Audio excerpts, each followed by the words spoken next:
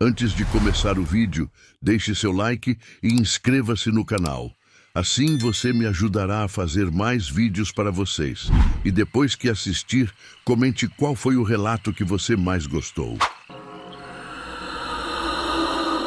Era uma noite de lua minguante quando tudo começou. O vento soprava fraco entre os pés de eucalipto, fazendo aquele barulho que parece gemido de gente sofrendo. Lá nas bandas do sítio do finado Sebastião, onde a mata fechada encontra com o pasto velho, tinha um poço que ninguém mais usava faz tempo. Um poço fundo, de pedra antiga, que os mais velhos diziam que já estava ali desde antes do bisavô de qualquer um daquela redondeza botar os pés na terra. O moço que chegou naquela propriedade era da cidade grande. Comprou o lugar por uma ninharia, achando que tinha feito negócio bom. Chamava Roberto, mas todo mundo ali perto começou a chamar ele só de Beto. Ele não sabia de nada, não conhecia as histórias, não respeitava os avisos. Quando o velho Tonho, que morava na propriedade vizinha, foi lá tentar explicar para ele que tinha coisa naquele lugar que era melhor deixar quieto, o Beto só deu risada. Disse que aquilo era superstição de gente que nunca tinha estudado, que não existia nada demais num poço velho. O sítio tinha ficado abandonado por quase 10 anos. Desde que o Sebastião morreu daquele jeito estranho, ninguém quis comprar o lugar. Mas o Beto não sabia dos detalhes, e o corretor de imóveis, ansioso para vender a propriedade, não contou nada. A casa era grande, de alvenaria boa, com varanda ampla e telhado novo. Tinha um curral que ainda estava em pé, um galinheiro que precisava de reparo e aquele poço maldito lá no fundo do terreno, escondido entre as árvores. Nas primeiras semanas, Beto passou os dias limpando o terreno, tirando mato, consertando cerca. Ele tinha plano de fazer daquilo um lugar de descanso, longe da correria da cidade. Queria plantar umas hortas, criar galinha, viver uma vida mais simples. Trabalhava das 6 da manhã até o sol se pôr. E depois sentava na varanda para tomar uma cerveja e ouvir o barulho da noite. Foi numa dessas noites que ele escutou pela primeira vez. Um barulho que vinha lá de onde estava o poço. Parecia alguém batendo pedra contra pedra num ritmo lento e constante. Tac, tac, tac. O som ecoava no silêncio da madrugada. Beto levantou, pegou a lanterna e foi investigar. Quando chegou perto do poço, o barulho parou. Ele iluminou o buraco escuro, mas não conseguiu ver o fundo. Jogou uma pedra lá dentro e esperou. Levou um segundo bom até ele escutar a pedra bater na água lá embaixo. Era fundo mesmo. Voltou para casa pensando que devia ser algum bicho, talvez um gambá ou uma raposa mexendo nas pedras soltas do poço. Mas toda noite o barulho voltava. Sempre no mesmo horário, por volta das 2 da manhã. Sempre aquele taque, taque, taque, que parecia vindo das profundezas da terra. Na cidade, quando ia comprar mantimento, Beto comentou sobre o barulho com o dono do mercadinho. O homem ficou sério, a alegria sumiu do rosto dele num instante. Chamou o Beto para um canto, longe dos outros clientes, e falou baixinho que era melhor ele não mexer naquele poço.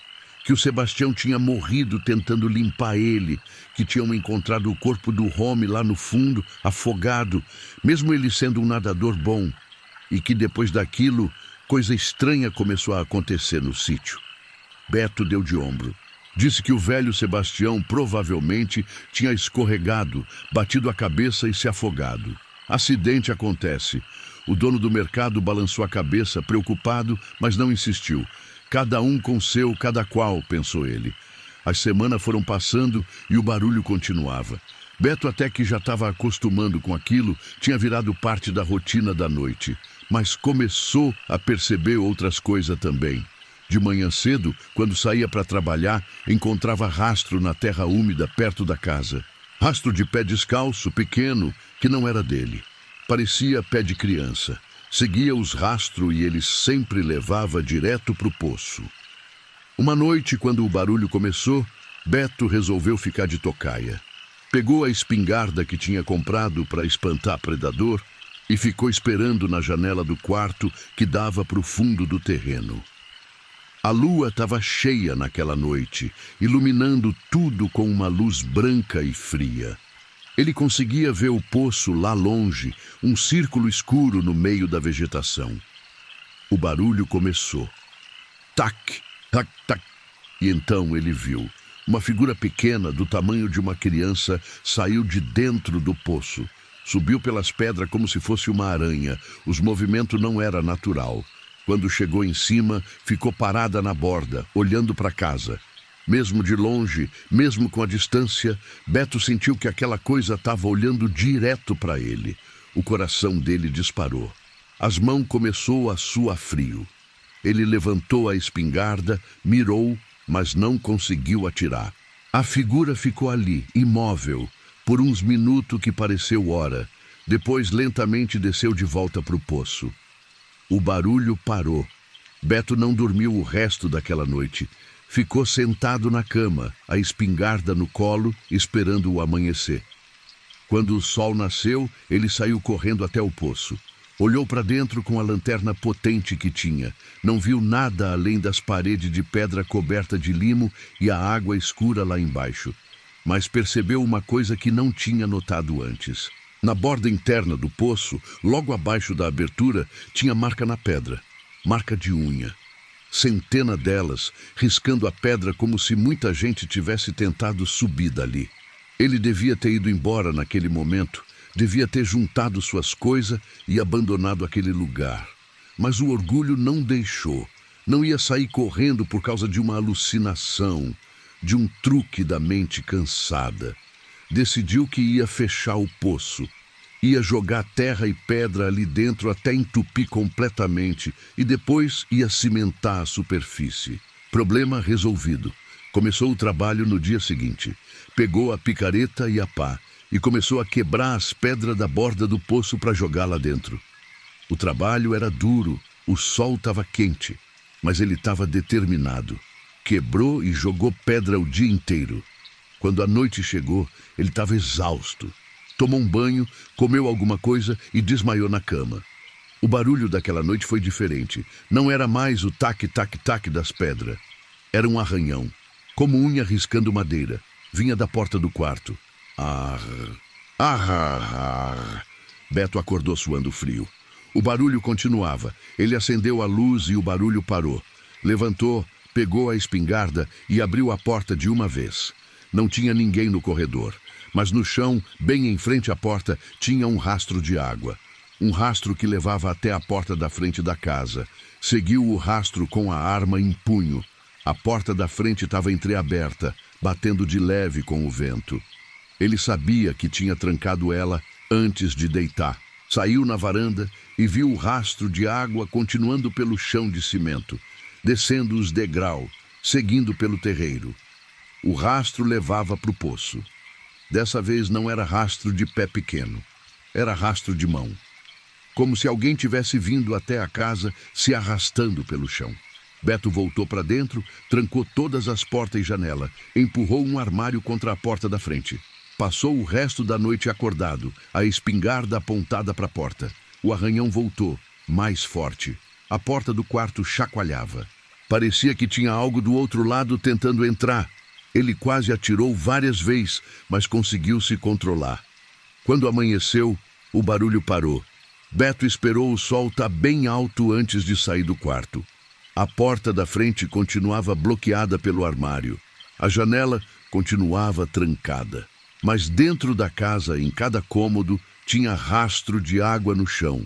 Como se algo tivesse andado por toda a casa durante a noite, passando por baixo das portas trancadas. Ele fez as malas naquele mesmo instante. Ia embora, dane-se o orgulho. Mas quando foi abrir a porta, não conseguiu. A fechadura não girava, estava emperrada. Tentou todas as portas da casa, todas emperradas. As janelas também não abria. Estava preso. Começou a quebrar uma janela com uma cadeira. A madeira rachou, o vidro espatifou. Mas quando tentou sair, uma força invisível empurrou ele para dentro. Era como se tivesse uma parede ali, uma barreira que ele não conseguia atravessar. Tentou todas as janelas quebradas. Mesma coisa. O desespero começou a tomar conta dele. Gritou por socorro, mas o sítio era isolado. O vizinho mais próximo estava a quase 2 quilômetros. Ninguém ia ouvir. Pegou o celular para ligar, mas não tinha sinal. Nunca tinha tido problema com sinal ali antes. A tarde foi caindo e o pânico aumentando. Beto tentou de tudo. Quebrou porta, quebrou mais janela, mas não conseguia sair da casa. Era como se o lugar tivesse virado uma prisão. Quando escureceu, o barulho começou, mas não era mais na porta.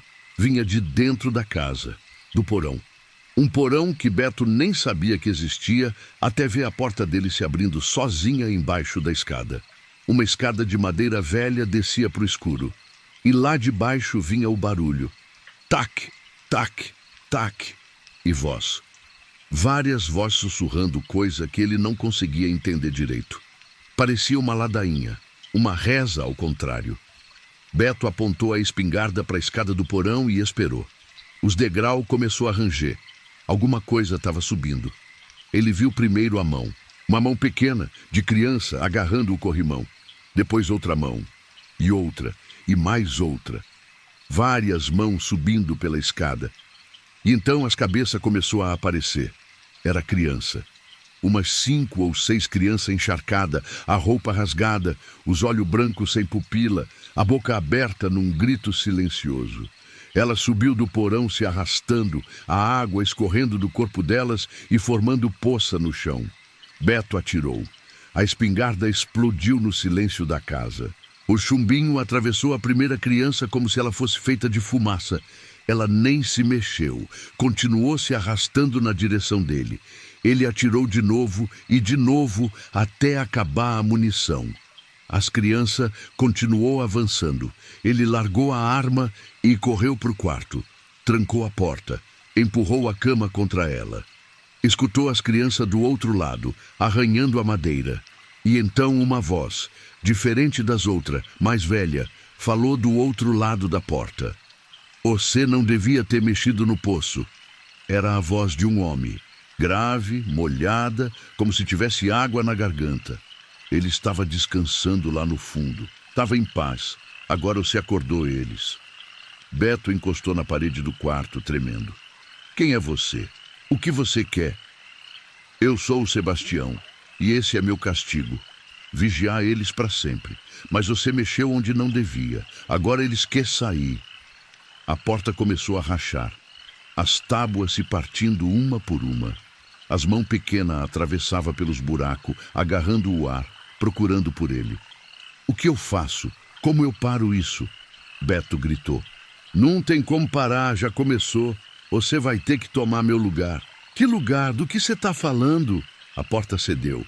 As crianças encharcadas entrou no quarto se arrastando. Atrás delas vinha uma figura maior. Um homem de meia idade, encharcado também, a pele inchada e branca como a de um afogado.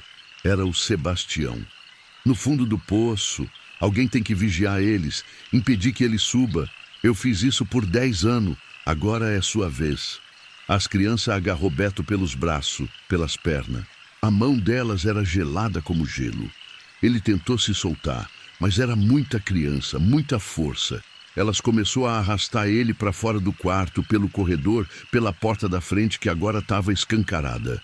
Beto gritou, esperneou, mas não adiantou.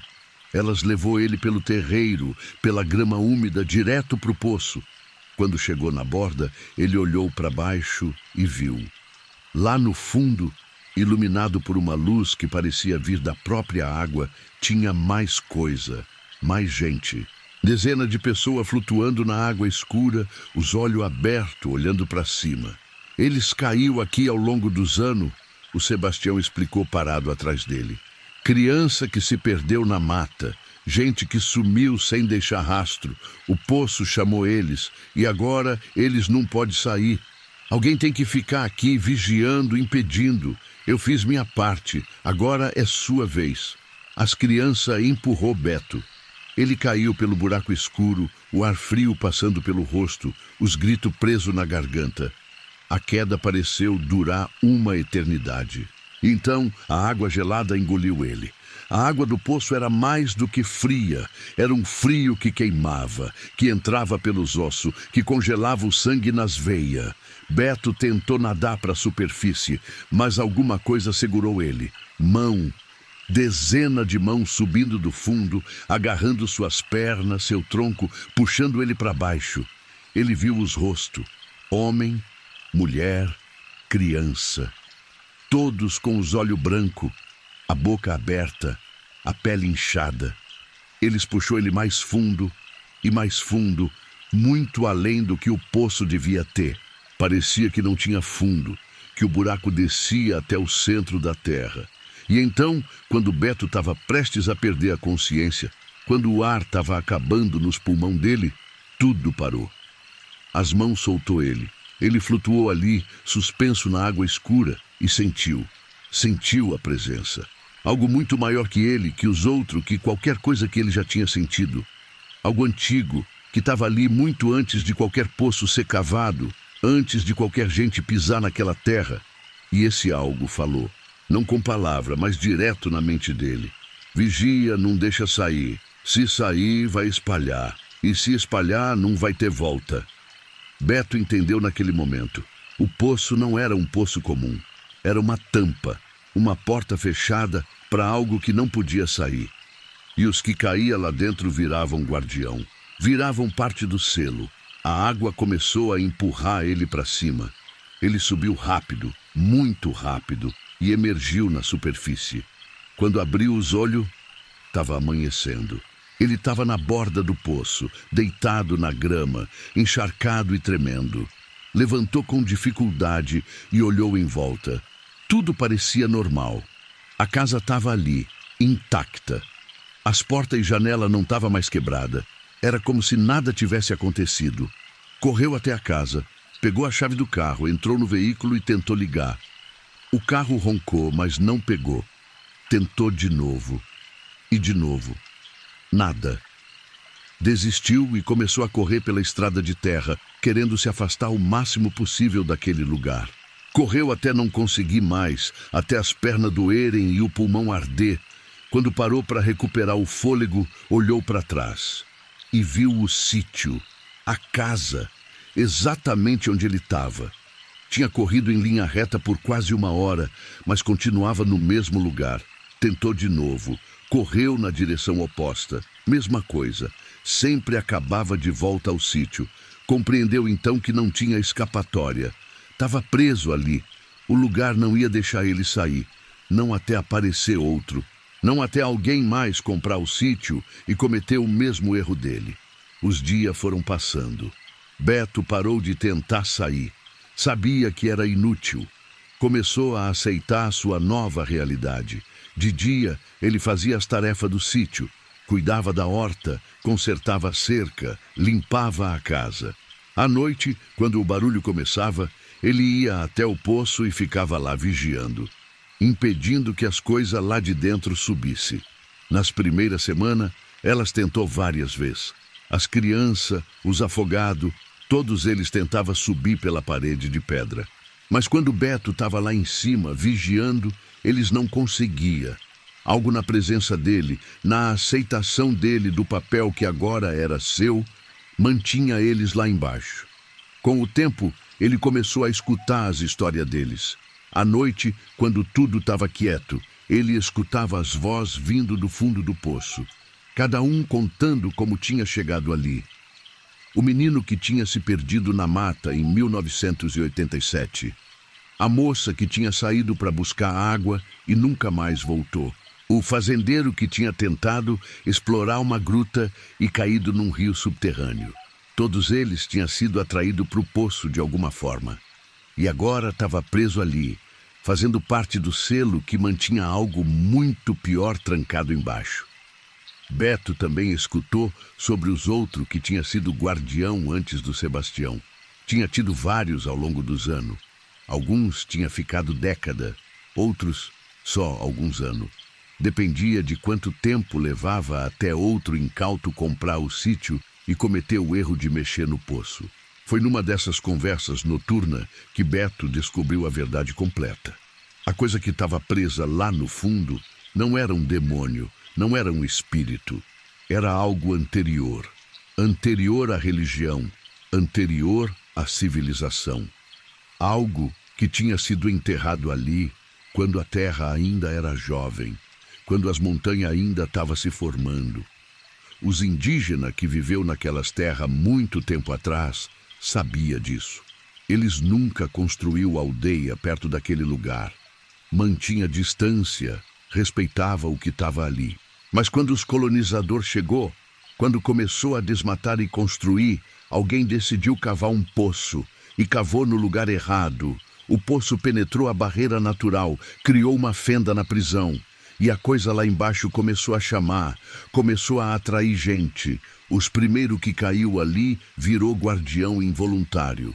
Suas presenças, suas almas presas, ajudava a manter o selo. Com o tempo, isso virou um ciclo. Alguém caía, virava guardião, ficava até outro chegar. Beto descobriu também que não era só a presença dele que mantinha o selo. Era o sofrimento, a angústia de estar preso, de saber que nunca ia conseguir sair, alimentava a barreira. Quanto mais ele sofria, mais forte o selo ficava. Era uma crueldade perfeita, uma prisão que usava a própria dor do prisioneiro para se manter fechada. As noites foram se acumulando. Beto perdeu a conta de quantos dias tinha se passado. 1 mês, 2, 6... O tempo não fazia mais sentido. Ele acordava, vigiava, dormia, quando o corpo não aguentava mais. Às vezes passava o dia inteiro sentado na borda do poço, conversando com as almas lá embaixo. Elas tinham se tornado sua única companhia. A menina de 7 anos que tinha caído em 1952 contava sobre como era a vida na fazenda antes. O vaqueiro de 1803 falava sobre os tempos quando ainda tinha onça na mata. A índia, que ninguém sabia quando tinha caído, falava numa língua que Beto não entendia, mas de alguma forma compreendia o significado. Todos eles tinham história, todos eles tinham vida antes de cair no poço. E todos eles estavam presos agora, parte de um mecanismo antigo que precisava de sofrimento humano para funcionar. Foi numa noite de tempestade que Beto sentiu pela primeira vez. A coisa lá embaixo se mexendo, o trovão ribombava no céu, a chuva caía grossa e ele estava sentado na borda do poço, encharcado, vigiando como sempre. E então sentiu o chão tremer. Não era terremoto, era algo se mexendo muito abaixo, nas profundezas onde nem luz chegava.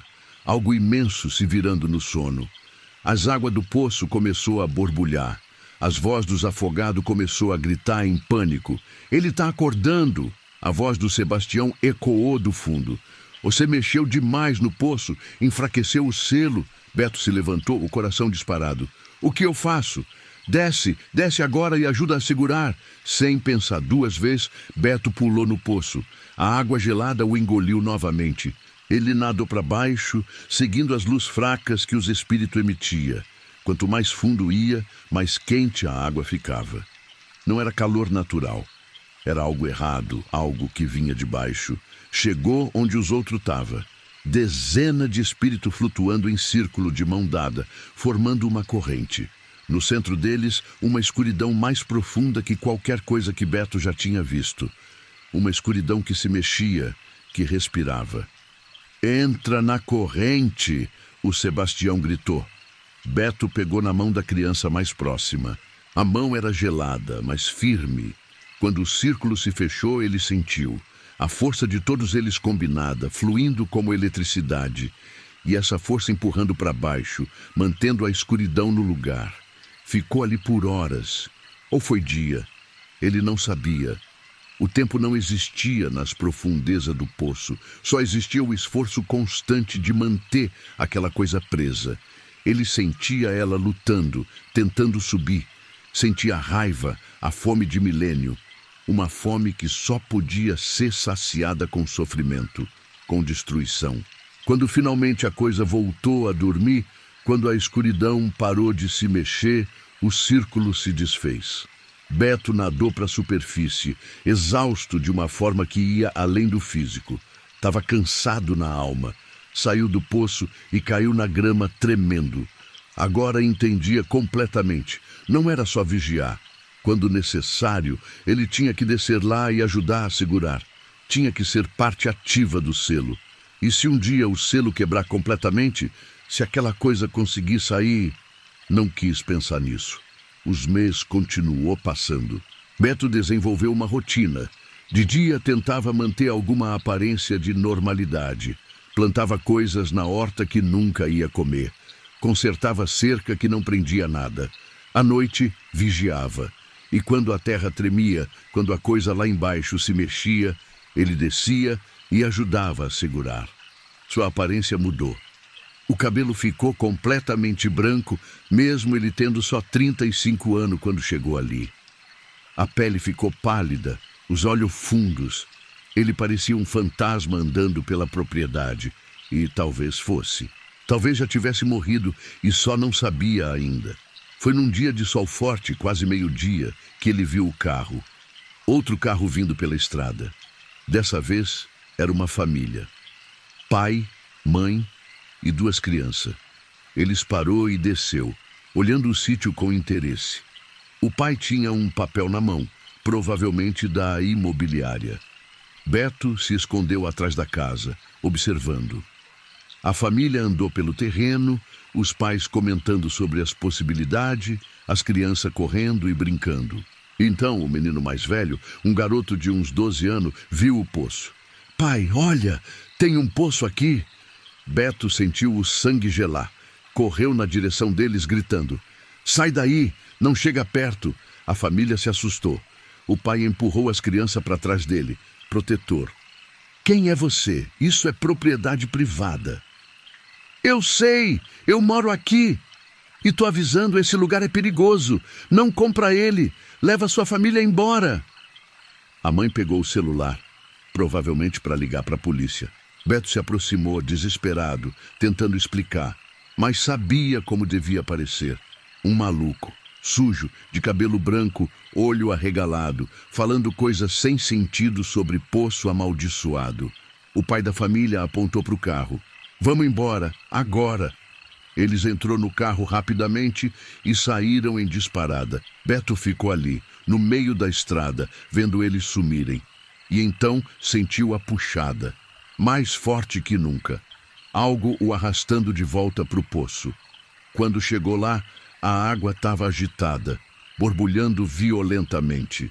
Você não pode espantar eles assim. A voz do Sebastião veio do fundo do poço.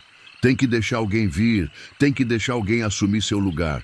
Senão, você vai ficar aqui até apodrecer, até virar pó, e mesmo assim vai continuar preso. Só um espírito mantendo o selo. Eu não posso fazer isso com outra pessoa, Beto gritou. Não posso condenar alguém ao mesmo que eu estou passando.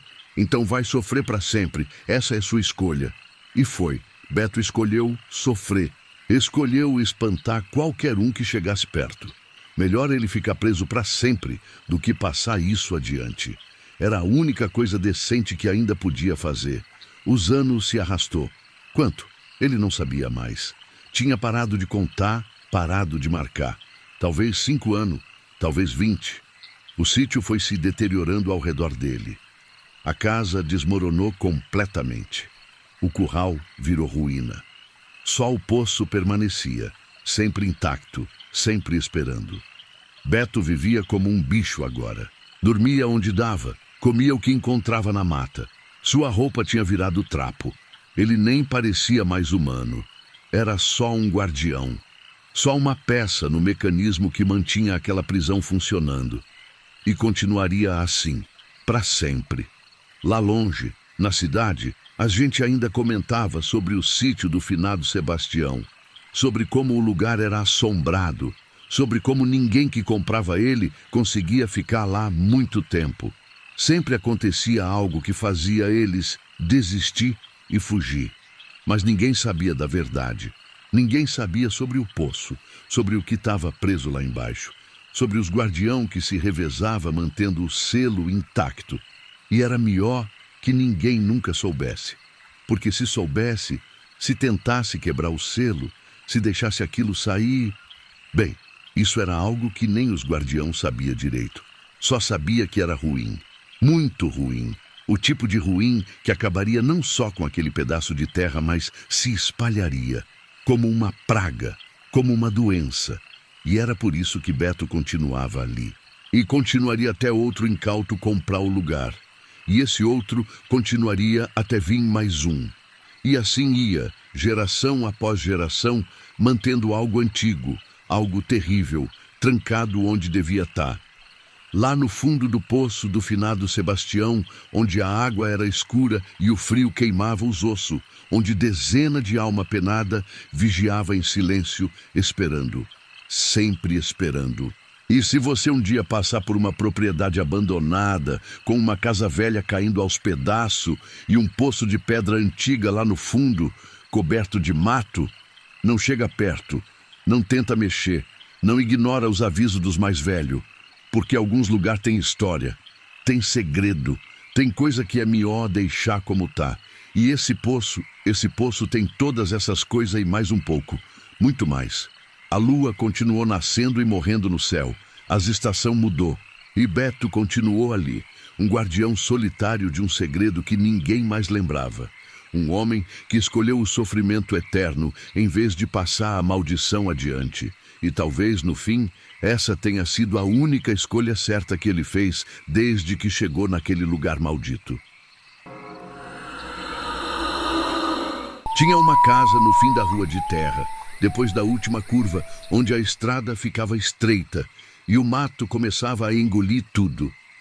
Era uma casa velha, de pau a pique, com o reboco caindo e as telhas tortas. Todo mundo na vila sabia que aquela casa não era para ficar vazia. Não podia. Mas também ninguém queria morar lá. Era um problema que a comunidade carregava faz tempo, desde que a dona Carminha tinha morrido daquele jeito.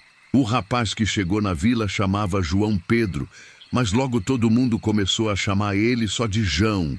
Veio de São Paulo, fugindo de dívida e de gente perigosa.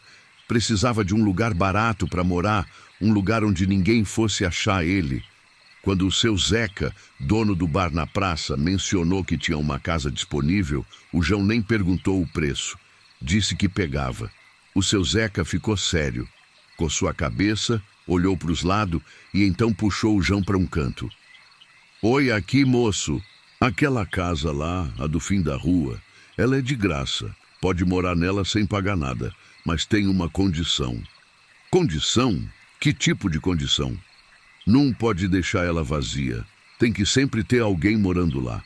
Sempre. Se a casa ficar vazia, coisa ruim acontece. João deu risada. Achou que era só superstição, coisa de interior. Que tipo de coisa ruim? O seu Zeca não riu junto. O tipo que faz a gente sumir. O tipo que faz criança acordar gritando. O tipo que faz os cachorros da vila inteira uivar a noite toda. Você vai entender quando morar lá. Mas João não acreditou. Para ele, era casa de graça num momento que ele estava desesperado. Pegou a chave, agradeceu e foi até lá no mesmo dia. A casa não era tão ruim por dentro. Tinha 2 quartos, uma sala, cozinha e banheiro. Os móveis estavam tudo lá ainda, coberto com lençol branco. Tinha até comida na despensa, coisa enlatada que ainda estava dentro da validade. Parecia que a pessoa que morava ali antes tinha saído com pressa. João limpou o lugar, tirou o pó, abriu a janela para entrar ar fresco. Notou que tinha foto nas paredes, todas emolduradas com capricho. Era foto antiga, em preto e branco na maioria. Mostravam a dona Carminha em várias épocas da vida. Numa das fotos, ela era jovem, no que parecia ser uma festa junina, sorrindo larga com um vestido de chita. Em outra, já mais velha, cercada de criança, todas agarradas nela com carinho. E na última foto, mais recente, ela estava na varanda da casa, sozinha, o sorriso não chegava mais nos olhos. Quando a noite chegou, ele estava cansado, mas satisfeito.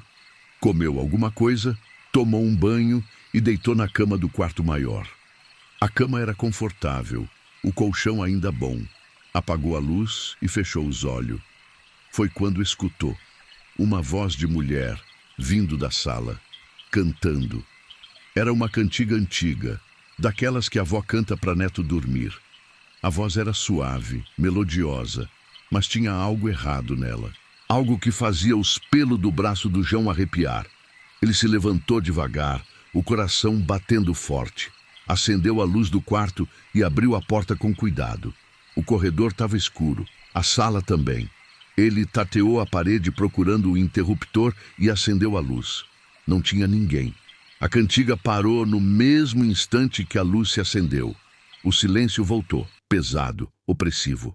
João deu a volta na sala inteira, olhou atrás dos móveis, na cozinha, no banheiro. Nada. Estava sozinho. Voltou para o quarto pensando que devia ter imaginado. Cansaço da viagem, estresse das últimas semanas. A mente pregava peça. Apagou a luz novamente e tentou dormir. A cantiga voltou, mais alta agora, e mais perto. Parecia vir do corredor, bem em frente à porta do quarto. João pulou da cama e acendeu a luz do quarto de novo. Abriu a porta de uma vez. O corredor estava vazio, mas no chão, bem em frente à porta, tinha algo que não estava ali antes. Um prato. Um prato fundo, de ágata branca com borda azul, cheio de comida.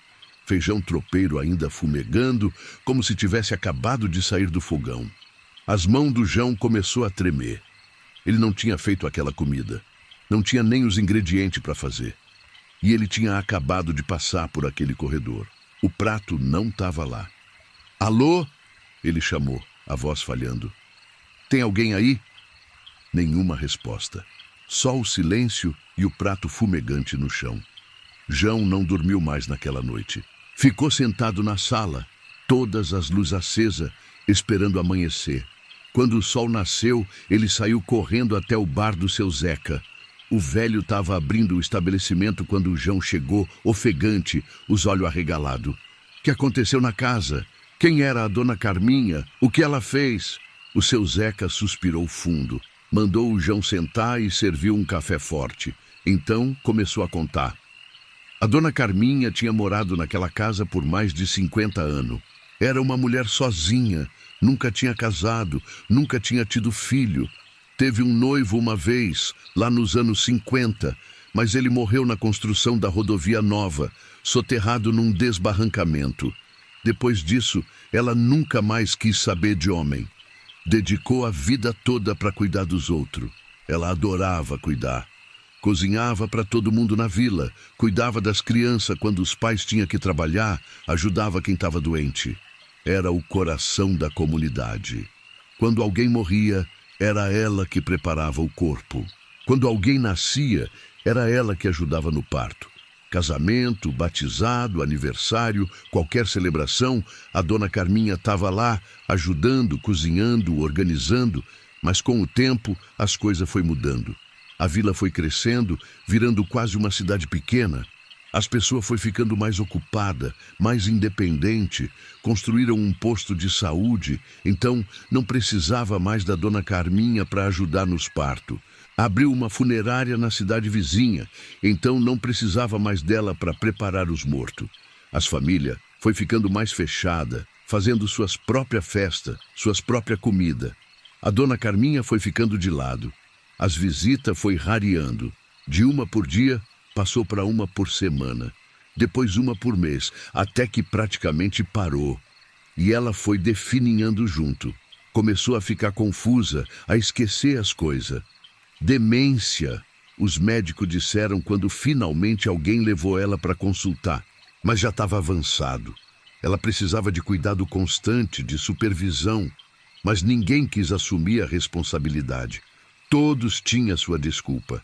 Uns trabalhavam demais, outros tinham criança pequena, alguns moravam longe. Deixou ela ali, sozinha, se deteriorando aos poucos. O seu Zeca fez uma pausa, a voz embargada. A gente falhou com ela, eu falei com ela, todo mundo aqui falhou. Ela deu a vida toda cuidando da gente, e quando ela precisou, nós virou as costas. Ou até que um dia, uma criança da vila foi visitar ela. Um menino de 8 anos chamado Pedrinho, que sempre gostou da dona Carminha, porque ela dava bolo de fubá para ele toda vez que passava. Quando chegou lá, achou a porta entreaberta. Entrou chamando por ela. Encontrou ela caída na cozinha, cercada de panela e ingrediente espalhado. Ela tinha tentado fazer comida, tinha caído e ficou ali, sozinha, chamando por ajuda que nunca veio. Tinha morrido fazia uns 3 dias, segundo a polícia depois descobriu. Morreu sozinha, no chão da cozinha, entre as panelas que ela sempre usou para alimentar os outros. E desde então, o seu Zeca continuou, limpando as lágrimas que teimavam em cair. Coisa estranha começou a acontecer. Qualquer um que entrasse na casa vazia, escutava ela cantando, via comida aparecendo. Ela estava tentando cuidar das pessoas, mesmo depois de morta. Mas se a casa ficasse vazia por muito tempo, ela ficava irritada. Começava a puxar as crianças da vila. Como assim puxar? As crianças via ela. Diziam que ela aparecia na janela da casa, acenando, sorrindo, chamando eles para entrar. E quando entravam, não saía mais. 3 crianças sumiram antes da gente entender o que estava acontecendo. João sentiu o sangue gelar. E onde está elas? Ninguém sabe. A gente procurou a casa inteira, cavou o quintal, procurou na mata, nada. Simplesmente sumiram. As mães delas enlouqueceu de dor. Uma se mudou da vila, não conseguiu continuar morando aqui. As outras 2 ainda vivem aqui, mas não é mais as mesmas. Você vê nos olhos delas o vazio, a dor que nunca passa. E por que ninguém derruba a casa? Tentaram 3 vezes. Cada vez que tentava derrubar, alguém ficava doente. Doente de verdade, coisa grave. Uma vez o trator que ia derrubar a casa tombou em cima do operador. O homem ficou paraplégico. Outra vez, o encarregado da obra teve um infarto fulminante no meio do serviço. Morreu ali mesmo, na frente de todo mundo. Na terceira, metade da equipe ficou internada com uma febre que os médicos não conseguiam explicar. Febre alta, delírio, convulsão. 2 quase morreu. A gente desistiu. A solução foi manter sempre alguém morando lá. Enquanto tem alguém na casa, ela fica calma, fica satisfeita. Mas o que ela realmente quer? O seu Zeca olhou fundo nos olhos do João. Companhia, alguém para cuidar, é só isso que ela sempre quis. Mas tem que ser de verdade, entende? Não pode só morar lá e ignorar ela. Tem que aceitar a comida que ela faz, tem que agradecer, tem que tratar ela como se ainda estivesse viva. Se fizer isso, ela fica tranquila. João voltou para casa com a cabeça confusa. Pensou em ir embora, em deixar a vila e procurar outro lugar. Mas não tinha para onde ir. As pessoas que ele devia dinheiro tinham contato em todo lugar. Aquela vila esquecida era seu único refúgio. Decidiu que ia ficar, mas ia ficar esperto. Ia seguir as regras, não ia mexer com nada, não ia desrespeitar a dona Carminha. Só precisava morar ali e aceitar as excentricidades do lugar. As primeiras semanas foram tranquilas. A cantiga continuava toda noite, mas João foi se acostumando. Às vezes acordava e encontrava comida pronta na cozinha. Sempre comida boa, bem temperada, do tipo que fazia ele lembrar da avó. Ele comia tudo, lavava o prato com cuidado e agradecia em voz alta. Obrigado, dona Carminha. Tava uma delícia. E parecia funcionar. A presença na casa ficava mais suave quando ele fazia isso. Às vezes ele até sentia um carinho na cabeça, como uma mão gentil afagando seu cabelo e um suspiro satisfeito ecoando pela casa. Mas então começou o sussurro. Era diferente da cantiga. Era a voz baixinha, murmurando coisa que ele não entendia direito. Vinha das paredes, do teto, debaixo do assoalho. Às vezes parecia que tinha um monte de gente conversando ao mesmo tempo, todas sussurrando, mas ele nunca conseguia distinguir as palavras. Uma noite, o sussurro ficou mais alto. João acordou no meio da madrugada com o barulho. Parecia que tinha uma multidão dentro da casa, todos falando ao mesmo tempo. Ele acendeu a luz e o sussurro parou. Mas quando apagou de novo, voltou, ainda mais forte. Ele não conseguiu dormir. Ficou a noite toda na sala, a luz acesa, enquanto ouvia o sussurro vindo de todos os lados. E então, quando estava quase amanhecendo, escutou uma voz clara no meio de todas as outras. Cadê eles? Era a voz da dona Carminha, mas não era mais suave como a cantiga. Era áspera, urgente, carregada de uma ansiedade que fazia o ar ficar pesado. Cadê eles? Por que ninguém vem? João engoliu seco. Cadê quem, dona Carminha? As crianças, as visitas. Cadê todo mundo? Por que você fica aí sozinho? Eu cozinhei tanto, fiz tanta comida. Cadê o povo? Ele entendeu. Ela não queria só alguém morando na casa. Ela queria o que tinha antes. Queria gente visitando, queria movimento, queria vida. Queria se sentir útil de novo, necessária. Eu posso trazer gente, ele ofereceu desesperado. Posso chamar o pessoal da vila para vir aqui. O sussurro parou de uma vez. O silêncio foi absoluto. Então a voz da dona Carminha falou mais suave agora, quase esperançosa. Você promete? Você vai trazer eles? Prometo, eu trago. Então tá bom, mas se não trazer, se tô sozinha de novo, eu vou buscar eles, do mesmo jeito que busquei os outros. A ameaça ficou clara. João sabia que ela estava falando das crianças que tinha sumido. No dia seguinte, ele foi na vila e começou a convidar as pessoas. Disse que ia fazer um almoço na casa, que queria conhecer todo mundo direito, que tinha sentido falta de companhia. As pessoas hesitou. Olharam uns para os outros com receio. Mas o seu Zeca apoiou a ideia. Disse que talvez fosse bom, que talvez ajudasse. No domingo combinado, as pessoas foi. Mas chegaram em grupo, ninguém quis vir sozinho. Eram umas 15 pessoas, entre adulto e criança. Todos nervoso, todos tenso. Quando entrou na casa, a surpresa foi geral. A mesa estava posta com uma toalha branca bordada, cheia de comida. Tinha de tudo: frango assado com batata, feijão tropeiro, arroz soltinho, salada de tomate com cebola, farofa crocante, vinagrete, couve refogada, doce de leite, bolo de fubá, pudim de leite. Era um banquete digno de festa. E João não tinha feito nada daquilo. Não tinha nem comprado os ingredientes. As pessoas comeu porque seria desrespeitoso recusar, mas estava tudo tenso. Conversavam em voz baixa, evitando falar sobre a dona Carminha ou sobre o que estava acontecendo. As crianças ficavam perto dos pais, sem correr ou brincar como normalmente faria. Durante o almoço, coisa estranha aconteceu.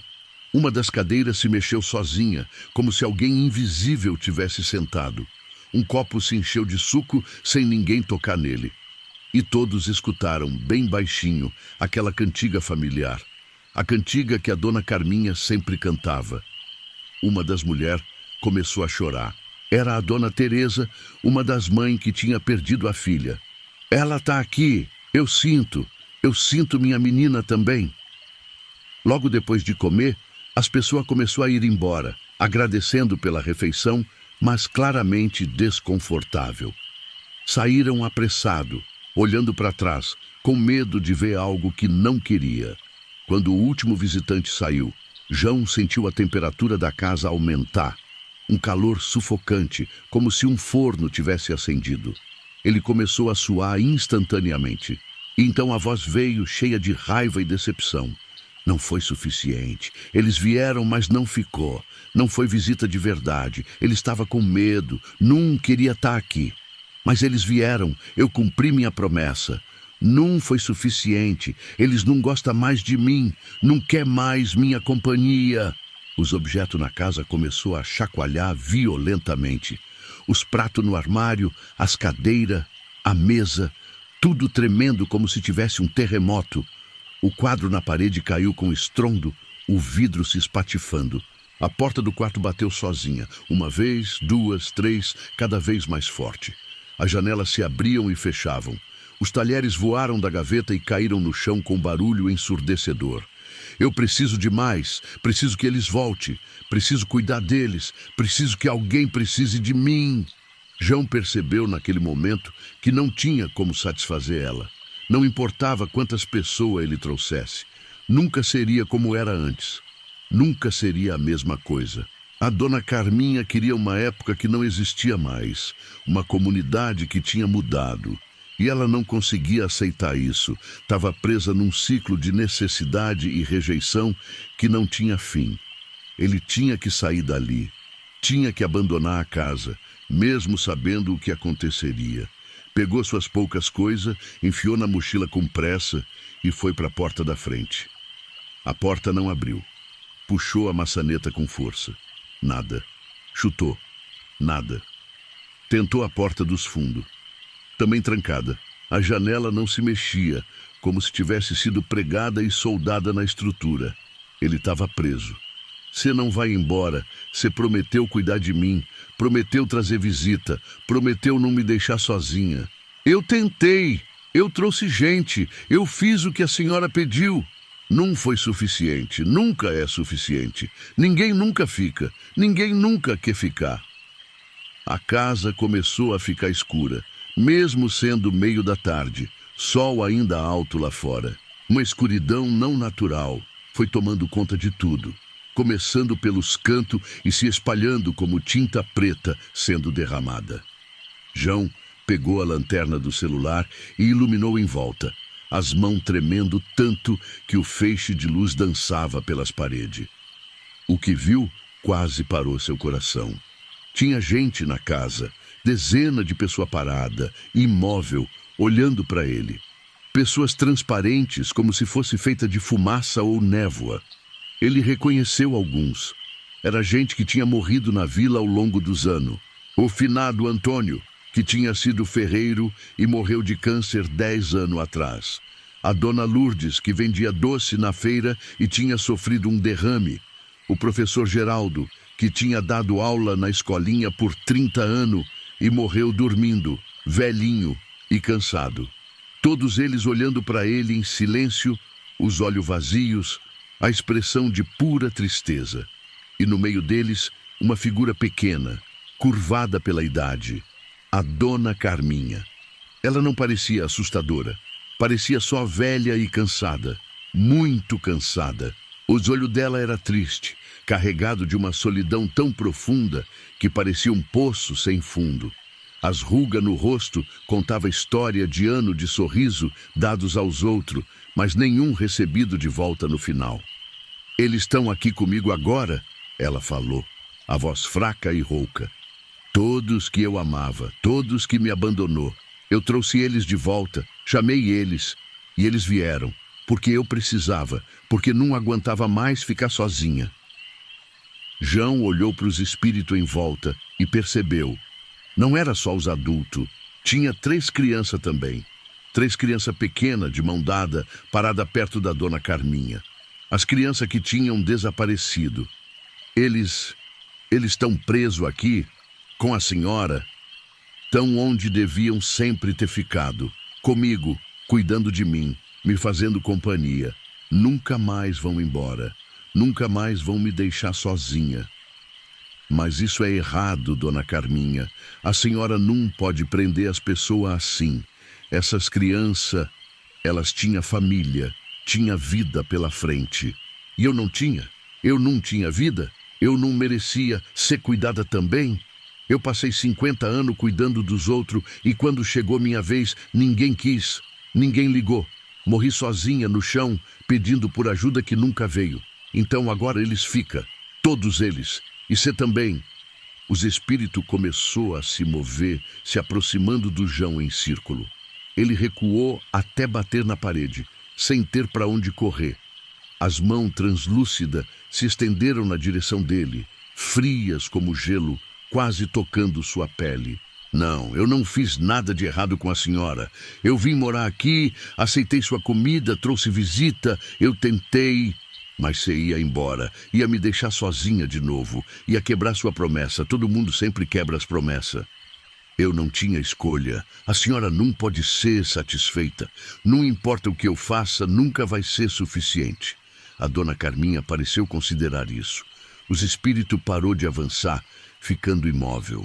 Ela olhou em volta para os outros que estavam presos ali com ela, e pela primeira vez pareceu realmente ver eles.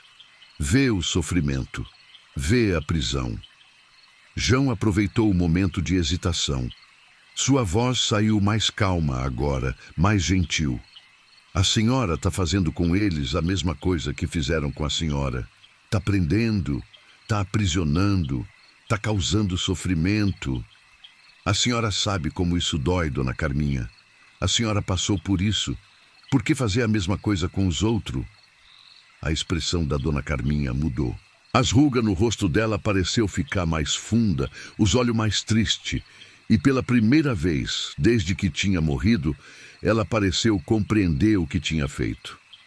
Eu só não queria ficar sozinha. Só queria que alguém ligasse, que alguém se importasse. É tão ruim assim? É errado demais querer isso? Não é errado querer, mas forçar é.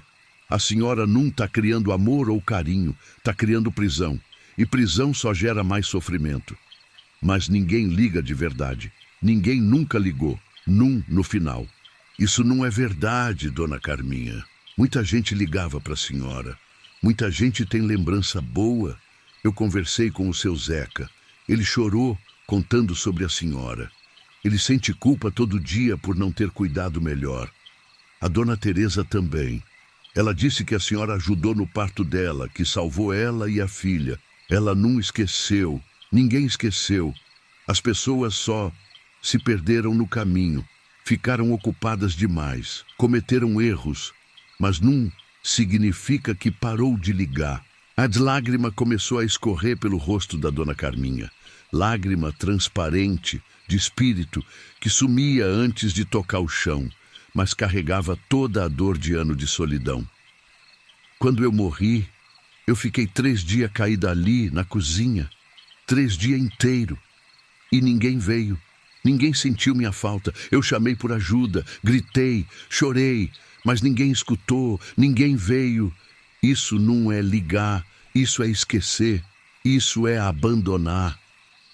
João sentiu o peso daquelas palavras, a verdade dolorosa delas. Era verdade. A comunidade tinha falhado com ela. Tinha deixado uma mulher idosa, que tinha dedicado a vida toda aos outros, morrer sozinha e esquecida, e agora estava pagando o preço. A senhora tem razão, ele admitiu, a voz embargada. O que fizeram com a senhora foi errado, foi cruel, foi imperdoável. A senhora merecia coisa muito melhor. Merecia ser cuidada com o mesmo carinho que sempre deu para os outros. E eu sinto muito que isso não aconteceu. Sinto muito mesmo. A dona Carminha olhou para ele, surpresa. Ninguém tinha pedido desculpa antes. Ninguém tinha reconhecido o erro. Mas prender os outros agora não vai mudar isso, João continuou. Não vai trazer de volta o que a senhora perdeu. Não vai curar a dor. Só vai passar ela para frente. E eu sei que a senhora não quer isso. Não no fundo. A senhora passou a vida cuidando, protegendo, amando. Não ia querer causar sofrimento. Ela ficou em silêncio por um longo tempo, olhando para os espíritos presos com ela. As 3 crianças especialmente. Elas olhavam para ela com os olhos tristes, implorando silenciosamente para ser libertada. Então, o que eu faço? Como eu paro de sentir isso?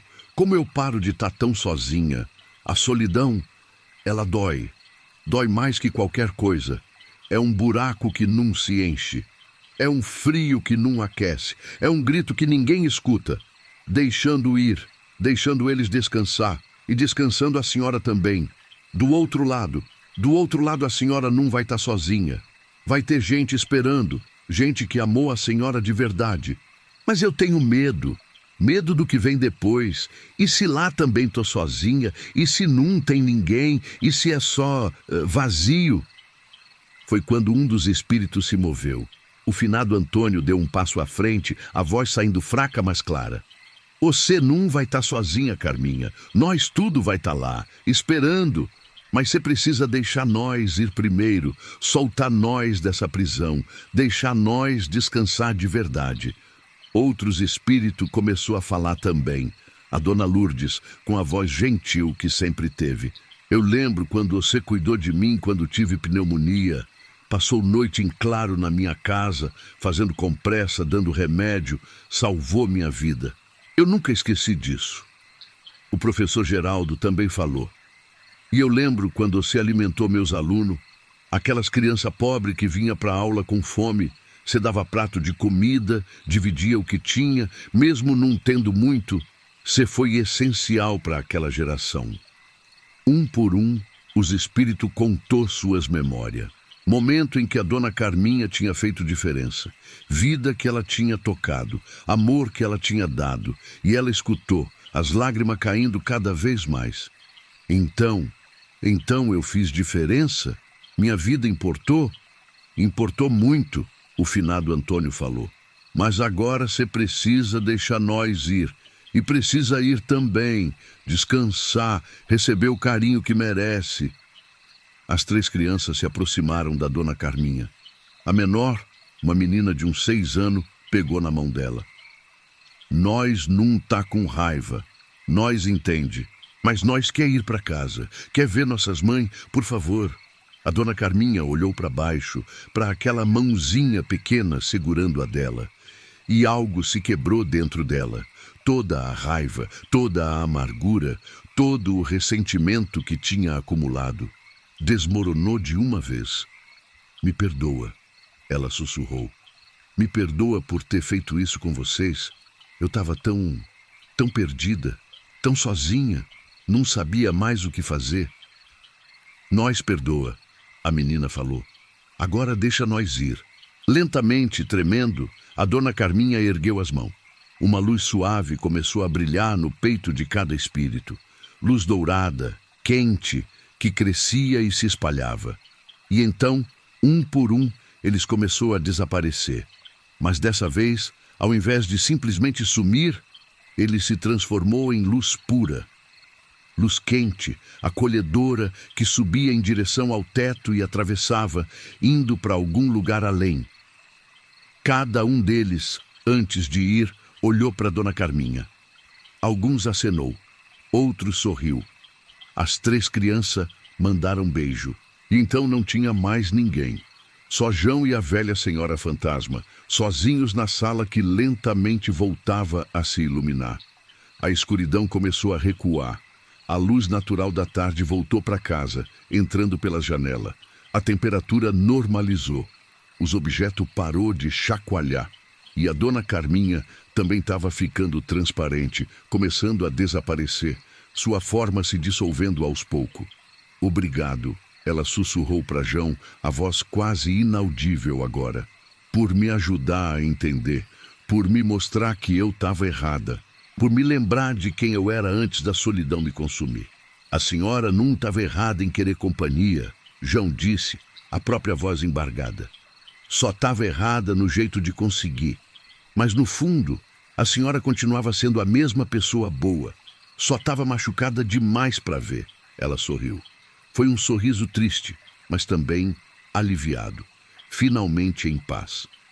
Espero que lá do outro lado... Espero que eles realmente estejam esperando por mim. Espero não estar sozinha nunca mais. Vão tá, eu tenho certeza. E vão receber a senhora com todo o amor que a senhora sempre mereceu.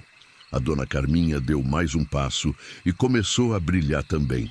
A mesma luz dourada que tinha envolvido os outros espíritos. Você é um moço bom, João Pedro. Espero que encontre seu caminho. Que resolva seus problemas, que encontre paz também e que nunca, nunca deixe ninguém morrer sozinho como eu morri. Não vou. Prometo. Ela estendeu a mão, como se quisesse tocar o rosto dele uma última vez. Ele sentiu uma carícia leve, suave como brisa, e então ela sumiu completamente. A luz dourada subiu pelo teto e desapareceu, deixando apenas a casa vazia e silenciosa. João ficou ali sozinho na sala, o coração ainda disparado, mas o peito mais leve. Sentiu que tinha testemunhado algo importante, algo raro, uma alma presa finalmente sendo libertada, um ciclo de dor finalmente sendo quebrado. Tentou a porta da frente. Dessa vez, abriu com facilidade. Ele saiu para a varanda e respirou fundo. O ar estava limpo, fresco, perfumado com cheiro de mato e terra molhada. Os pássaros cantavam. Os cachorros latiam ao longe. A vida continuava como sempre. Voltou para dentro e olhou a casa com outros olhos. Era só uma casa agora. Não tinha mais nenhuma presença, nenhuma energia estranha, nenhum peso no ar. Estava vazia no sentido literal. Liberta. João passou mais alguns dias ali, organizando as coisas, limpando mais a fundo.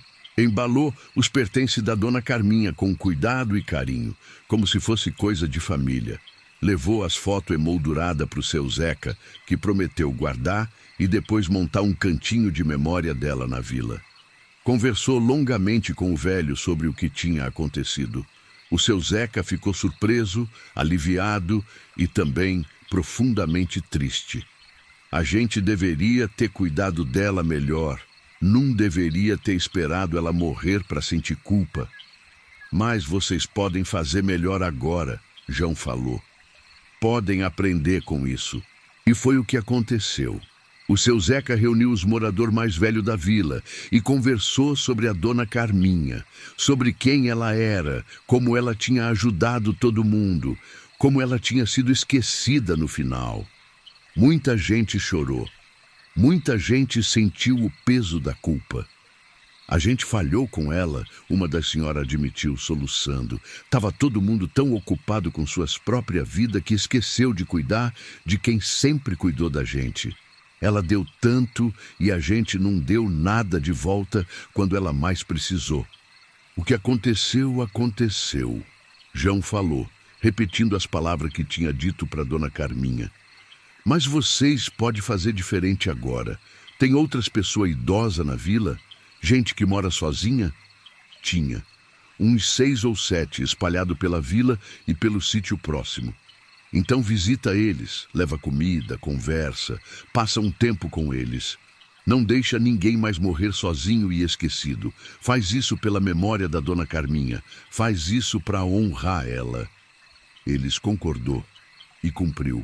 Nos meses seguintes, a comunidade começou a se organizar melhor.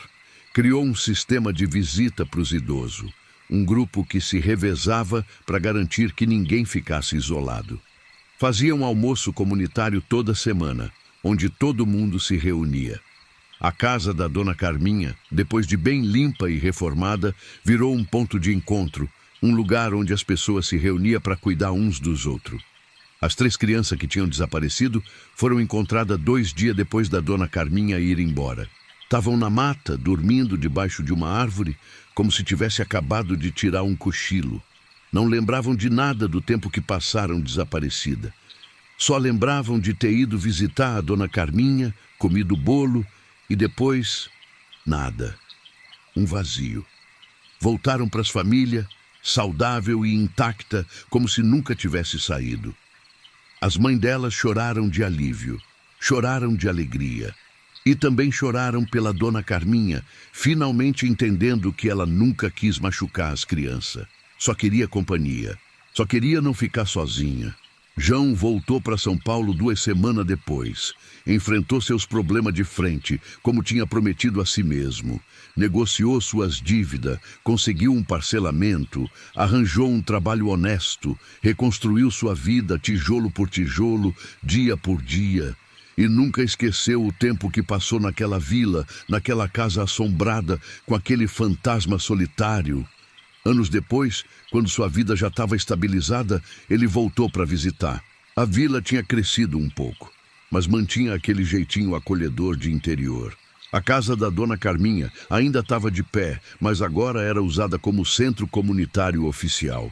Tinha gente lá dentro toda hora, criança brincando, adulto conversando, idoso sendo cuidado, refeição sendo servida. Era exatamente o que a dona Carminha sempre quis. Uma casa cheia de vida, de movimento, de gente se importando uns com os outros. João entrou devagar, com respeito, como se entrasse num lugar sagrado. Olhou em volta e viu a transformação. Na parede principal, tinham colocado uma foto grande da dona Carminha, jovem e sorridente, com uma placa embaixo. Em memória de Carmen Silva, que dedicou sua vida a cuidar dos outros, que nunca mais esqueçamos de cuidar de quem cuida. Ele ficou ali parado, olhando aquela foto, e sentiu os olhos marejarem. Tinha valido a pena. Todo o medo, toda a angústia, tudo tinha valido a pena. E por um breve momento, por apenas um segundo, ele sentiu uma presença suave, calorosa, familiar, e escutou bem baixinho, quase imperceptível, levado pelo vento que entrava pela janela aberta, uma cantiga, a mesma cantiga de ninar que a dona Carminha costumava cantar, mas dessa vez não tinha tristeza nela, não tinha solidão, não tinha dor. Era só uma melodia gentil, cheia de paz, cheia de gratidão. Era um obrigado silencioso, carregado pelo ar. João sorriu, as lágrimas correndo livre agora. Ela tinha finalmente encontrado o que procurava. Não no controle, não na prisão, mas na libertação. Em saber que o legado dela continuava, que a casa dela ainda servia para cuidar das pessoas, mesmo ela não estando mais ali. Que ela não tinha sido esquecida, que ela tinha importado. E talvez, no fim das contas, era isso que os fantasmas realmente queria. Não assombrar, não assustar, só saber que não foram esquecidos, que fizeram diferença, que importaram. A dona Carminha importou muito. E agora, finalmente, ela podia descansar sabendo disso. Sabendo que tinha deixado o mundo um pouquinho melhor. Que tinha plantado sementes de amor e cuidado que continuavam crescendo, mesmo depois dela ir. João saiu da casa e olhou para trás uma última vez. A construção velha, mas bem cuidada, cheia de gente, cheia de vida, cheia de amor. Acenou, mesmo sabendo que provavelmente ninguém estava vendo. Mas talvez ela visse, talvez ainda tivesse ali, de alguma forma, só observando, feliz, finalmente em paz. Obrigado, dona Carminha, ele sussurrou, por me ensinar sobre o que realmente importa. E então ele foi embora, carregando a lição que aquele lugar tinha ensinado, sobre comunidade, sobre não esquecer quem cuida da gente, sobre a importância de não deixar ninguém sozinho, sobre como a solidão pode matar, mas o amor pode curar. Porque no fim, era isso que ela estava tentando ensinar o tempo todo, do único jeito que ela sabia depois de morrer presa na própria dor. Assombrando, até alguém finalmente escutar. E alguém escutou, e aprendeu, e passou adiante. E talvez seja esse o verdadeiro significado de deixar um legado.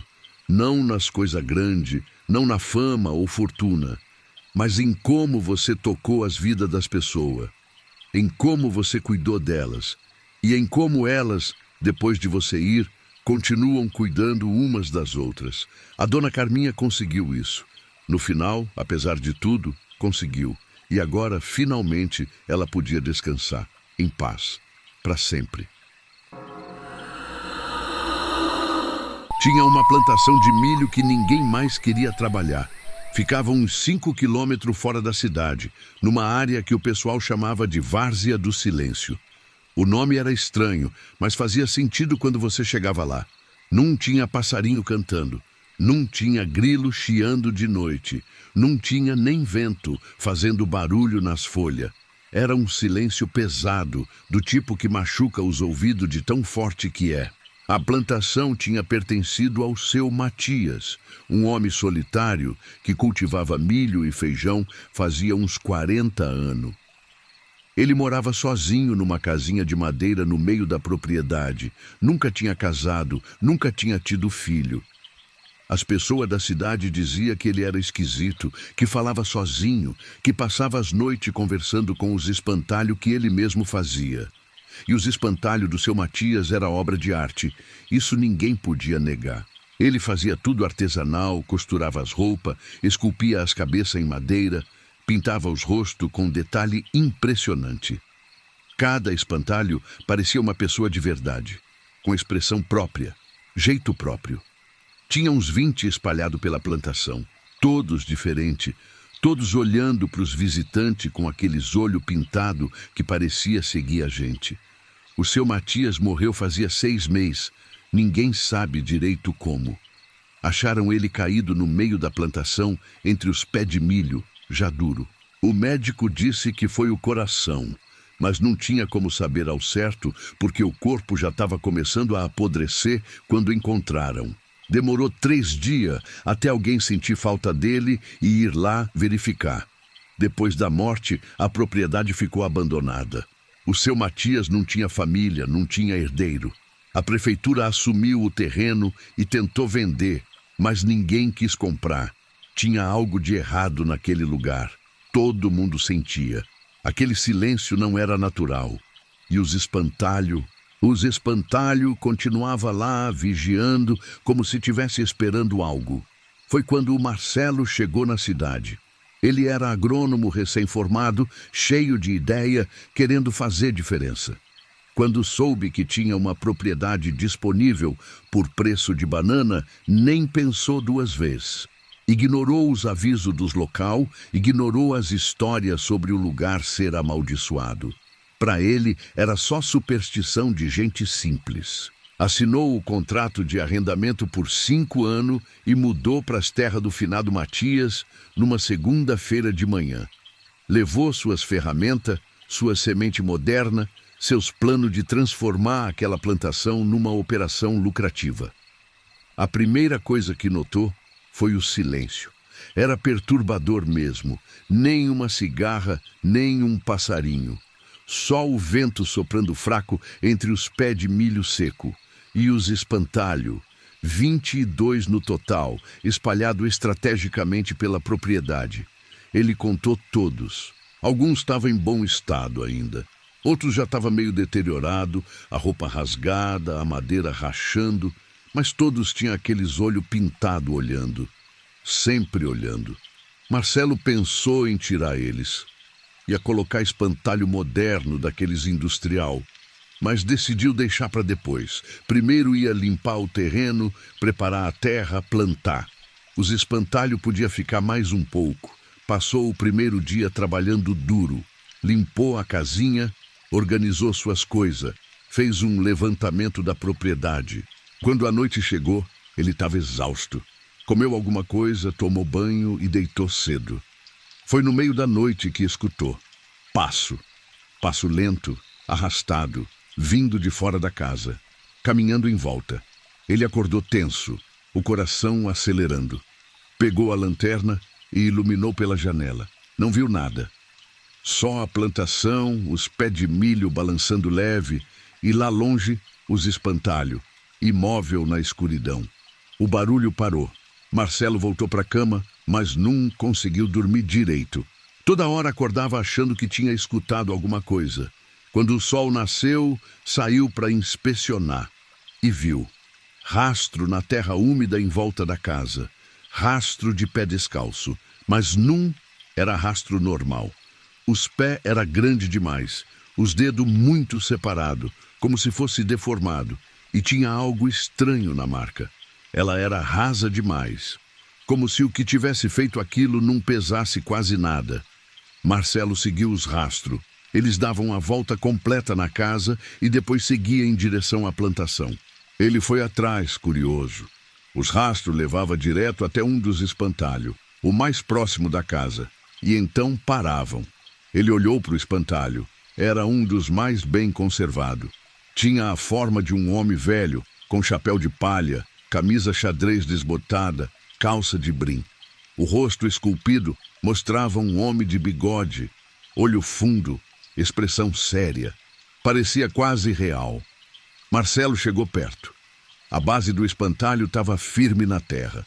Não tinha sinal de que alguém tinha mexido nele, mas os rastros terminavam bem ali, nos pés dele. Deve ter sido algum bicho, ele falou em voz alta, tentando se convencer. Ou algum pivete fazendo gracinha. Mas não tinha pivete por perto. A propriedade era isolada.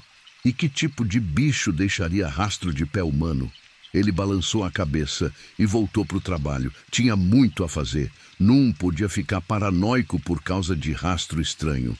Passou o dia trabalhando na terra, usando o trator pequeno que tinha alugado. Arou uma boa parte do terreno, preparando para a nova plantação. Evitou os espantalhos, desviando deles. Sentia que seria desrespeitoso passar por cima. Quando a tarde foi caindo, ele notou algo estranho. Um dos espantalhos tinha mudado de posição. Tinha certeza absoluta. Era um espantalho de mulher com vestido florido e lenço na cabeça. De manhã, ela estava virada para o norte. Agora estava virada para o sul, virada para a casa dele. Marcelo parou o trator e desceu. Caminhou até o espantalho, o coração batendo mais rápido. Chegou perto e inspecionou. A base continuava firme. Não parecia que ninguém tinha desenterrado e recolocado. Eu devo ter me confundido, murmurou. Devo ter lembrado errado. Mas ele sabia que não tinha se confundido. Ele tinha memória boa e aquele espantalho tinha mudado. Voltou para casa quando escureceu, mais inquieto que na noite anterior. Trancou todas as portas e janela. Preparou um jantar simples e comeu sem apetite. Tentou assistir algo no celular, mas não tinha sinal bom. A internet era precária ali. Deitou cedo de novo, mas ficou acordado, tenso, esperando. Os passos voltaram, mais alto dessa vez, mais claro. Não era só um, era vários. Vários pés descalços caminhando em volta da casa, lento, metódico, como se estivesse fazendo uma ronda. Marcelo se levantou, o sangue gelando nas veias. Pegou a lanterna e uma faca da cozinha. Foi até a janela e olhou para fora, iluminando com a lanterna. O que viu fez seu estômago embrulhar. Os espantalhos tinham se movido, todos eles. Não estava mais espalhado pela plantação, estava em volta da casa, formando um círculo. Todos virados para a construção, todos olhando com aqueles olhos pintados, e ele estava mais perto, muito mais perto que antes. Marcelo esfregou os olhos, achando que estava vendo coisa. Mas quando abriu de novo, eles continuavam ali, 22 espantalhos cercando a casa. Ele iluminou cada um deles. Nenhum se mexeu. Estava tudo parado, imóvel, como o espantalho deveria estar. Mas ele sabia que eles tinham andado. Tinha saído da posição original e vindo para perto da casa. O medo começou a tomar conta. Um medo primitivo, visceral. O tipo de medo que vem de perceber que algo está fundamentalmente errado. Ele voltou para o quarto, empurrou o armário contra a porta e ficou sentado na cama, a faca na mão, esperando o amanhecer. O espaço continuou a noite toda, andando em círculo, uma ronda sem fim. Quando o sol finalmente nasceu, Marcelo saiu correndo da casa, ia embora. Ia abandonar aquele lugar. Não importava o contrato, não importava o dinheiro que tinha investido, algo estava muito errado ali. Mas quando abriu a porta, parou. Os espantalhos não estavam mais em volta da casa. Estava tudo de volta na posição original, espalhado pela plantação, exatamente como estava quando ele chegou. Ele saiu devagar, desconfiado, olhou em volta. Tudo parecia normal. A luz do sol iluminando a plantação. O silêncio pesado no ar. E os espantalhos distante, cada um no seu lugar. Eu tô ficando louco, ele falou em voz alta. Tô vendo coisa. Isso é o estresse, a solidão. Mas no fundo sabia que não era. Sabia que tinha visto o que tinha visto. Decidiu ir na cidade. Precisava conversar com alguém, entender o que estava acontecendo. Entrou no carro e dirigiu até o centro. Foi direto no bar onde os homens mais velhos se reuniam. Quando perguntou sobre o seu Matias e os espantalhos, o silêncio desceu sobre o estabelecimento. Todos parou de falar. Todos olhou para ele com uma mistura de pena e medo. Foi o seu Dirceu, o mais velho de todos, que finalmente falou. Você não devia ter ficado lá, rapaz. Não devia ter mexido com aquelas terras. Por quê? O que tem de errado com aquele lugar? O velho suspirou, pediu uma cachaça, tomou de um gole só e começou a contar. O seu Matias não era louco, pelo menos não no começo. Ele era um homem bom, trabalhador, que cuidava da terra com carinho, mas ele era sozinho demais. A solidão foi corroendo ele aos poucos. Ele começou a fazer os espantalhos não só para espantar os pássaros, mas para ter companhia. Conversava com eles como se fosse gente de verdade. Dava nome, criava história, tratava como família. Com o tempo ele começou a fazer ritual. coisa estranha. Pegava a terra do cemitério, misturava com seu próprio sangue e passava nos espantalhos. Dizia que estava dando vida para eles, que eles iam proteger ele, fazer companhia, ficar com ele para sempre. As pessoas achavam que era só maluquice, até que coisa estranha começou a acontecer. Quem entrasse na propriedade do seu Matias sem permissão não saía mais. 3 pessoas sumiram ao longo dos anos. Um ladrão que tentou roubar a colheita, um fiscal da prefeitura que foi lá fazer inspeção e um moleque curioso que entrou para explorar. Nunca acharam os corpos, só acharam as roupas deles, incorporada nos espantalhos, como se as pessoas tivessem se transformado, tivesse virado parte deles. O seu Matias morreu porque os espantalhos quis. O seu Dirceu continuou. Ele ficou velho, ficou fraco. Não conseguia mais cuidar da terra direito. Então eles pegou ele também, transformou ele. E agora ele faz parte da plantação, faz parte do ciclo. Marcelo sentiu o sangue gelar. Qual deles? Qual dos espantalhos é ele? Não sei. Ninguém sabe. Pode ser qualquer um. Ou pode ser todos. Dizem que quando você vira espantalho naquelas terras, você se espalha, vira parte de todos eles. Isso é loucura. Não faz sentido. O seu Dirceu deu de ombro. Não precisa fazer sentido. Só precisa ser verdade. E é. Você vai ver. Se continuar lá, vai ver. Marcelo saiu do bar confuso, assustado, mas ainda cético. Parte dele queria acreditar que era só história para assustar forasteiro. Mas outra parte, a parte que tinha visto os espantalhos se mover, sabia que tinha algo real naquilo. Voltou para a propriedade determinado a provar que não tinha nada de sobrenatural. Ia gravar à noite, ia colocar câmera, ia documentar tudo, ia mostrar que tinha uma explicação racional. Gastou a tarde montando o sistema, colocou 3 câmeras com visão noturna, cada uma focando uma área diferente da propriedade. Configurou para gravar continuamente. Se os espantalhos se mexessem, ele ia ter prova. Quando a noite chegou, ele ficou dentro de casa, assistindo os monitor. As 3 telas mostrando o ângulo diferente da plantação. Os espantalhos estavam todos nas posições originais, imóvel. As horas foram passando. 9 da noite, 10, 11. Nada acontecia. Marcelo começou a relaxar. Talvez realmente tivesse sido só imaginação. Talvez o estresse, a história do bar, tivesse bagunçado sua percepção. Meia-noite. As câmeras começou a ter interferência. As 3 ao mesmo tempo. A imagem ficou distorcida, cheia de estática. Marcelo bateu no monitor tentando corrigir. A imagem voltou. E os espantalhos não estavam mais lá. Ele sentiu o coração disparar. Verificou as 3 câmeras. Em todas, os espantalhos tinham sumido dos lugares onde deveria estar. Simplesmente desaparecido. Foi quando escutou. A porta da frente sendo testada. A maçaneta girando lentamente. Ele tinha trancado. Tinha certeza que tinha trancado. A maçaneta continuou girando. Então parou. Passos se afastaram da porta. Silêncio. Marcelo olhou para os monitor e viu. Na câmera que focava a lateral da casa. Tinha alguém ali. Não, não era alguém. Era um espantalho. Parado, olhando direto para a câmera. Ele mudou para outra tela. Tinha outro espantalho ali também. Parado, olhando.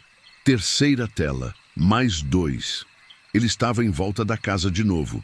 Mas dessa vez, ele tinha prova. Estava gravando.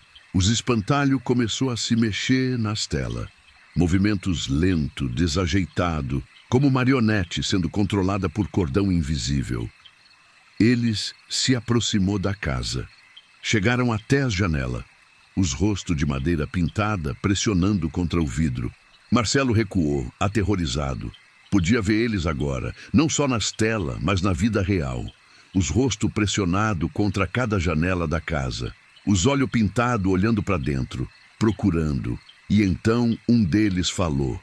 A voz era estranha, rouca, como se viesse de uma garganta que não era feita para falar. Você não devia ter mexido na terra, não devia ter arrado ela, tá desrespeitando, tá destruindo. Marcelo não conseguiu responder. Estava paralisado de medo. Outro espantalho falou, a voz igualmente distorcida. Nós protegia ele, protegia o seu Matias, e ele cuidava de nós, era uma troca, uma parceria, mas você quer destruir, quer mudar. Eu só queria plantar. Marcelo finalmente conseguiu falar, a voz tremendo. Só queria trabalhar a terra. A terra já tem dono, já tem propósito, e agora tem guardião. Os espantalhos começou a bater nas janelas, os vidros rachando sob a pressão. Marcelo correu para o quarto, trancou a porta, empurrou tudo que podia contra ela. Escutou o vidro quebrando. Escutou os passos entrando na casa. Vários passos. Dezenas de pés descalços caminhando pelo chão de madeira. Eles vieram para o quarto. Começou a bater na porta. A madeira tremendo, rachando. Marcelo olhou em volta procurando saída. Só tinha a janela. Correu até ela, abriu e olhou para fora. Tinha espantalho do lado de fora também, esperando. Olhando para cima, esperando ele pular. Ele estava cercado. Não tinha saída. A porta do quarto cedeu. Os espantalho entrou, se arrastando. 22 deles enchendo o quarto pequeno. Todos se movendo na direção dele. Marcelo encostou na parede sem ter para onde correr. O que vocês querem? O que vocês vão fazer comigo? O espantalho da frente, aquele de homem velho com bigode, falou. E dessa vez, Marcelo reconheceu a voz. Era a voz do seu Matias. Ele tinha escutado numa gravação antiga que a prefeitura tinha. Nós quer que você fique, que vire um de nós, que ajude a proteger a terra. É o preço por ter desrespeitado. Não, por favor, eu vou embora. Eu abandono a propriedade, nunca mais volto. Não é mais sobre isso. Você já viu, já sabe. Não pode deixar você ir. Não pode deixar você contar. Os espantalho agarrou ele. As mãos de madeira e palha, surpreendentemente forte, segurando seus braços, suas pernas. Ele esperneou, gritou, mas não adiantou. Eles começou a arrastar ele para fora da casa. Levou ele pela plantação, arrastando pelo chão. Ele lutou o tempo todo, mas era inútil. Eles eram muitos. Era forte. Era implacável. Parou num lugar no centro da plantação. Tinha um buraco já cavado ali. Um buraco fundo, do tamanho de uma pessoa. Não, não, por favor, Marcelo gritou, entendendo o que ia acontecer. Mas eles não escutou, ou não ligou. Colocou ele no buraco, em pé. Então começou a jogar terra, enchendo o buraco, enterrando ele até a cintura, até o peito, até o pescoço. Só a cabeça dele ficou para fora. O espantalho do seu Matias se agachou na frente dele. Pegou algo que estava escondido. Era uma máscara de madeira esculpida, pintada, com olho e boca. Parecia os rostos dos outros espantalho. Não vai doer muito, o seu Matias sussurrou. Aos poucos, você vai parando de ser, gente. Vai virando outra coisa. Vai virando guardião. Vai entender. Vai até gostar. A solidão não vai mais pesar, porque vai ter nós. Sempre vai ter nós. Ele colocou a máscara no rosto do Marcelo. E quando a madeira tocou a pele, algo mudou. Marcelo sentiu. Sentiu sua consciência começando a se dissolver. Sentiu sua humanidade escorregando como água entre os dedos. Gritou, mas o grito foi ficando mais fraco, até virar só um sussurro, até parar completamente.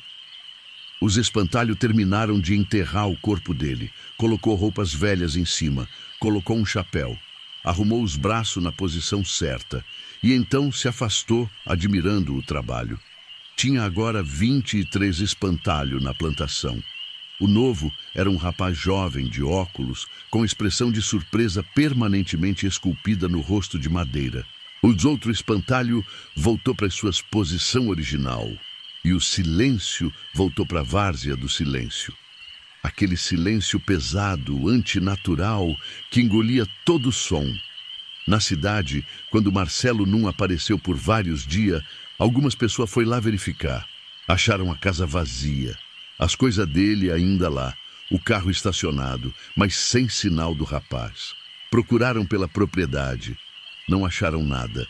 Só os espantalhos, vigiando silenciosos. Um dos homens que estava procurando, o João das Mercê, comentou que tinha um espantalho novo. Não lembrava de ter visto ele antes. Um espantalho de rapaz jovem, com óculos, bem no centro da plantação. Mas não tinha como ter certeza. Eram tantos espantalhos, todos tão parecidos. Talvez ele sempre estivesse ali e ninguém tinha notado. A propriedade ficou abandonada de novo. A prefeitura tentou mais uma vez atrair interessado. Mas depois do sumiço do Marcelo, ninguém mais quis nem chegar perto. Os anos foram passando.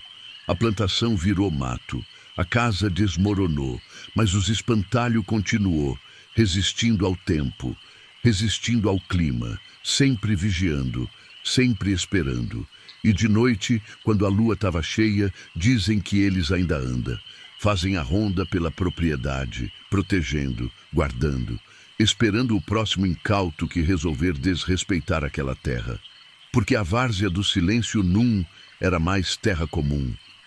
Tinha se transformado em algo mais, num cemitério, numa prisão, num lugar onde a linha entre vivo e morto era borrada, onde gente virava coisa e coisa fingia ser gente. E no centro daquilo tudo, o espantalho do seu Matias continuava comandando. Sua consciência dividida entre todos aqueles guardiões de palha e madeira, sentindo através de todos os olhos pintados, falando através de todas aquelas bocas entalhadas, preso na própria criação, comandando um exército de gente transformada, condenado a ficar ali para sempre, protegendo uma terra que não tinha mais valor nenhum, exceto para ele.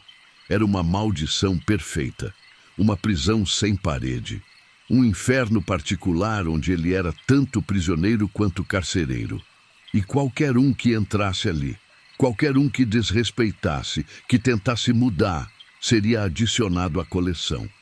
Viraria mais um guardião, mais um espantalho na várzea do silêncio.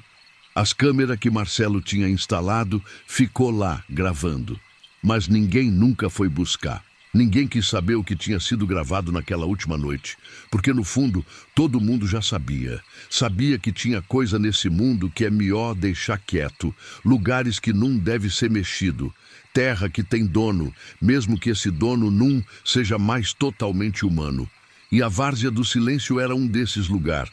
Se você um dia está viajando pelo interior e vê uma plantação abandonada, cheia de espantalho imóvel vigiando, não para, não entra, não tenta explorar.